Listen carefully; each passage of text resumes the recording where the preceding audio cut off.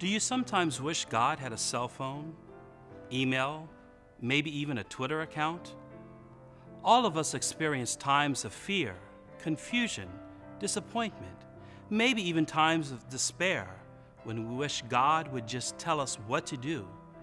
And so often we conclude that God is silent because we never hear His voice. And yet our God is always reaching out to us.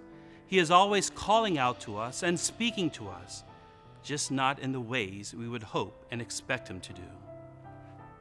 When we read the Scriptures, we see that it is by rare exception that God actually speaks directly to individuals.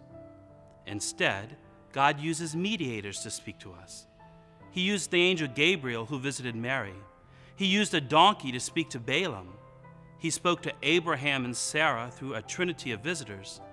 And in today's gospel, God speaks to Joseph in a dream. And in response, Joseph did as the angel of the Lord commanded him and took Mary as his wife. Today we celebrate the Solemnity of Saint Joseph, spouse of the Blessed Virgin Mary. Joseph exercised his role as spouse discreetly, humbly, and silently, even when he finds it difficult to understand. He was constantly attentive to God, open to the signs of God's presence, and receptive to God's plans, even when those plans required him to change his own intentions.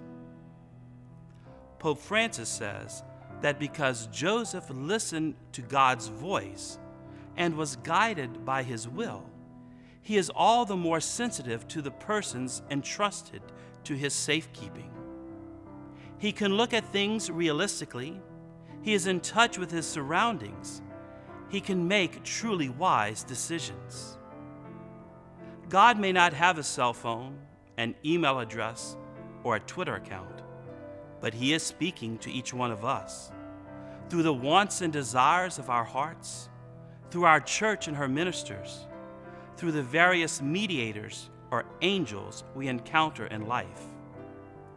Like Saint Joseph, may we have the faith and courage to respond to God with that same loving trust.